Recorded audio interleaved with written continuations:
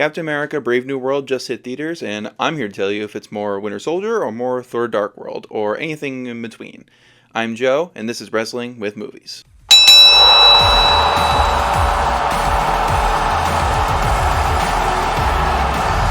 Going into this movie, I don't know what you can or can't think about the current state of the MCU. Either you love it or you hate it. There's really no in between these days anymore. Post Endgame, we've had several ways that we thought we were going, and then things got canceled because of real life issues and it not performing super well in several movies. So this doesn't really change any of that. It doesn't really add to the lore as much. What it does do is serve us a perfectly fine Captain America movie starring Falcon Sam Wilson as Captain America. Going into this, I thought probably the same as most of us. Like, you hear all the rumors about reshoots, and do you really believe that Anthony Mackie can pick up Chris Evans, step into Chris Evans' shoes as Captain America? I don't know. I had the same exact thoughts as most people. Could he do it?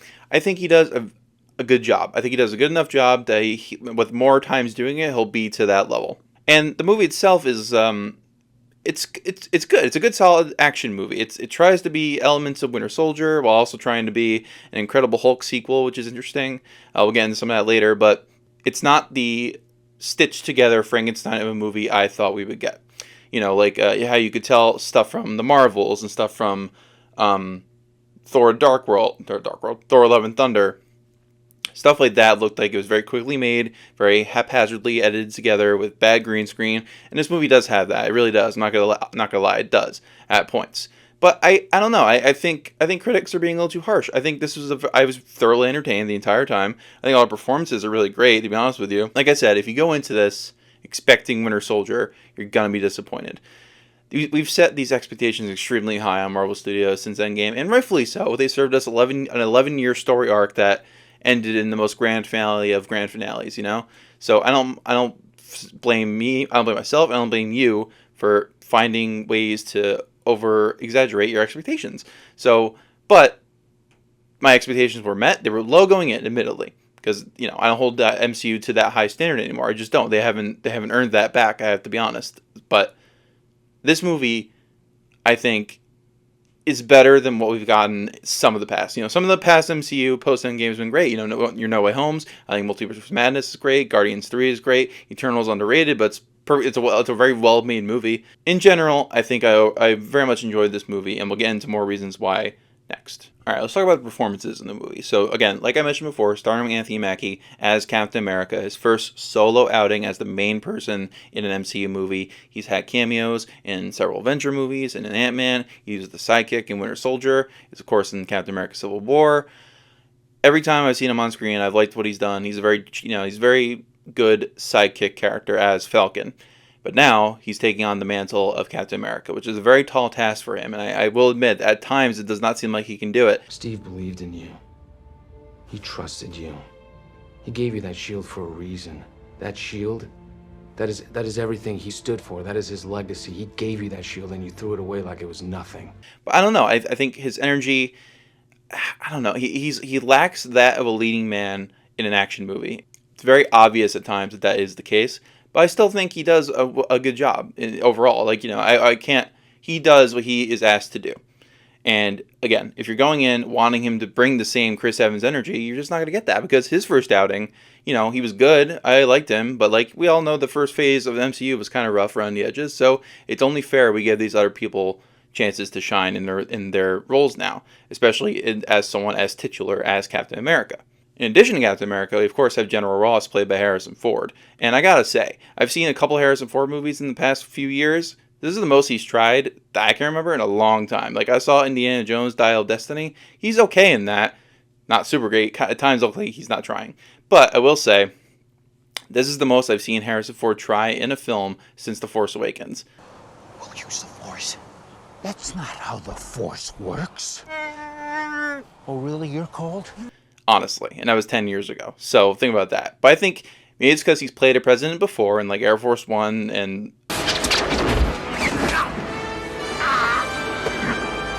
Get off my plane. Maybe he likes playing that role. It seems like he was very into it. He liked the emotion, the anger part of it when he transforms to the Hulk, which is not a spoiler. It's literally the base of the marketing campaign.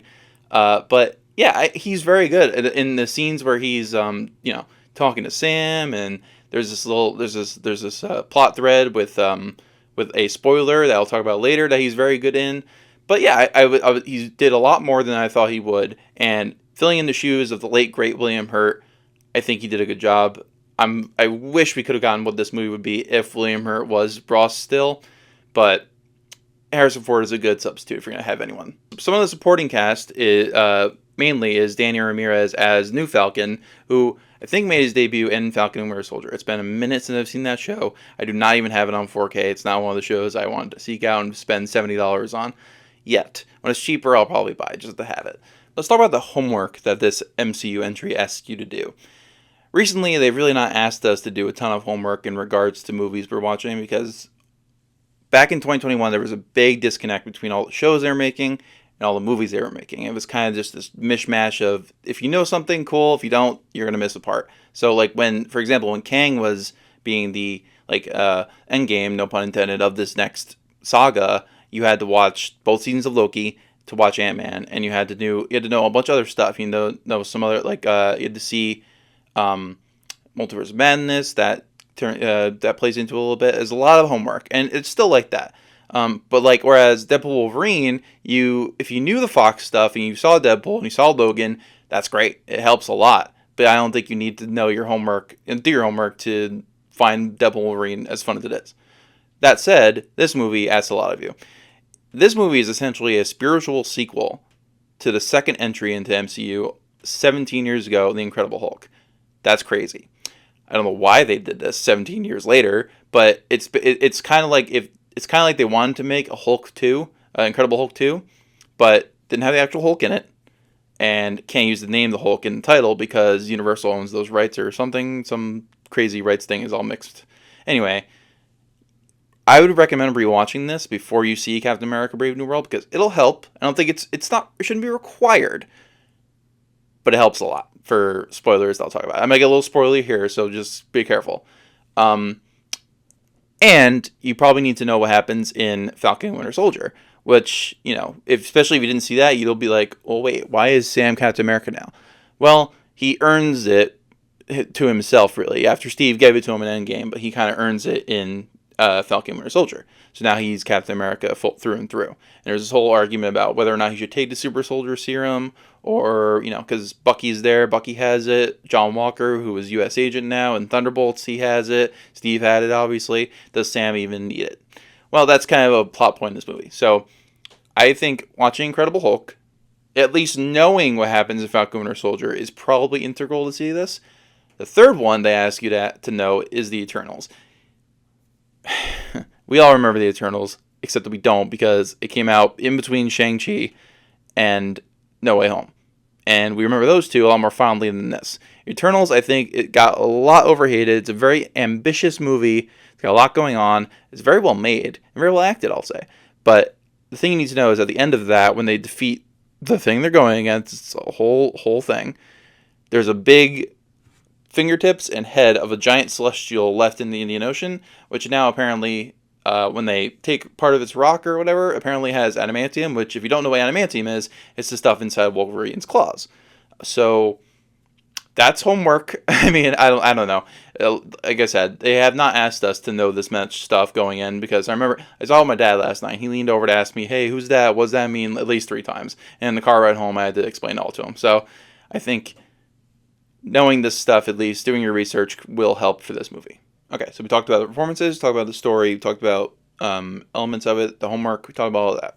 So the last thing I want to talk about, that's a spoiler, huge spoiler for the movie, is the post-credit scene. Now, usually, in recent years with Marvel movies, the post-credit scenes, there's this trend where they just do not get paid off whatsoever, and there's still several out there that have not been paid off. Especially Ant-Man and the Wasp: Quantumania, that post-credit scene's never getting paid off because Kang is not a part of the universe anymore. So, at least for now. So, in this, I did not expect them to throw in some kind of big Robert Downey Jr. cameo. Oh, no, they did not do that, and they don't think they needed to. My only problem with it is that the way it was delivered. So you know how at the end of every Marvel movie, there's the mid-credits and there's the post-credits. There was only one scene, and they stuck it at the end of actual credits with the scroll. I'm like, bruh, come on. So it's like an extra 10 minutes. You had to sit in the theater and wait for this. So what happens is Sam, after beating the Red Hulk, the Red Hulk part, by the way, I might as well just say this now. It's only about the last 7 or 8 minutes of the movie, and I don't think it needed to be any longer. They tease it a lot during the movie. There are scenes where Stearns is trying to get Ross to change. He doesn't know he's the Hulk. He's these pills because he was dying. That Stearns gives him. So he takes pills, but he's putting gamma rays in the pills, and that's in his blood. So now he has Hulk powers. It's the whole thing when he gets angry. But he's red, of course. So the Hulk fight is decent. The reasoning as to why Sam could even stand a chance is because he's got vibranium wings. And a thing with the MCU that kind of people called out is like, oh, so vibranium is basically magic. At times, it kind of just does whatever the script needs it to do. Whatever, it's fine. But the scene is, so they arrest Stearns and Sam, and he puts him in the raft. Sam goes to visit him in the post-credit scene, and they have a little chit-chat. And it's kind of like a veiled threat, or a veiled warning, I should say, by Stearns. So the thing about Stearns is he's so smart that he's allowed to predict like the future, like what could happen. He sees all possible outcomes, but like just with his mind. And apparently he gave Sam a warning of like, you and your heroes that protect this world, you think you're the only ones out there? Do you think this is the only world? And what are you going to do when you have to fight the others and stuff like that? So that implies to me that he's talking about multiverse, of course. He's talking about other worlds, other Earths that have Avengers and other heroes, you know, your Spider-Mans, your Iron Mans, all that. And when they collide, what are they going to do? It's going to be heroes versus heroes. But, you know, in Secret Wars comics, incursions, which we know were established in Multiverse of Madness. Incursion? An incursion occurs when the boundary between two universes erodes and they collide, destroying one or both entirely. When two worlds collide, either you destroy the other one so the other one can live, or vice versa, or they both cease to exist. So that's kind of what he's implying of like, oh, okay, what are the heroes of our main 616 universe going to do when other heroes come over from a different world? Are they going to massacre these heroes even though they're good people? It's a whole little tease for that. And I thought he was going to say the word Doom. He didn't. And it says Captain America will return. That's the post-credit scene. I don't think it needed to be anything more than that. It's very veiled threat, veiled warning. But, you know, Doomsday comes out next year, and we don't really have a path toward it yet. You know, we got Fantastic Four is going to be the biggest path we have. I'm excited for that. Of the 3 MCU movies coming out this year, this is my least excited one, Captain America. The next 2 I'm very excited for. Thunderbolts looks fun. Fantastic Four looks actually like it's going to be good, done well this time, finally. So, I don't know. We'll see. This post-credit scene left a lot to be desired, but also didn't need to be more than it was. So, as far as post-credit scenes go, I give it a thumbs up on like the post-Endgame ones, you know, ones that are not resolved, because there are still tons out there. You got your Hercules out there, you got your Eros out there, you got your Clea out there. Ugh, so many in the list, so many to name, and so many that just feel unimportant until they get addressed, if they ever even do. In this case, it was fine. It was small. It was a good little warning. That's all I gotta say on the post-credit scene. To put all my thoughts together on the entire movie as a whole, overall, I think it's an enjoyable movie. I think people that wanted to hate it went in wanting to hate it. So I think the bad reviews it's seen, the bad Rotten Tomatoes score, all of that nonsense. I don't know how it's doing in the box office. I hope well, because I like Anthony Mackie. I don't want this to fail. I want us to have a Captain America. I think he, with more time, will be good. I think with better writing, maybe he'll be good too. I trust the Russos because they're the ones that brought us Anthony Mackie's Falcon in the first place, and he shined the most in their movies. The Captain America one specifically. So I hope with their handling and their writing team and all that, he'll be done better in future Avengers installments and whatever. Overall, like, again, my weight of expectations for the MCU these days is not as high. So when like a movie like No Way Home that blows everybody's socks off, including mine, comes out, I'm just completely mind blown. So, but this, I did not put too much pressure on it.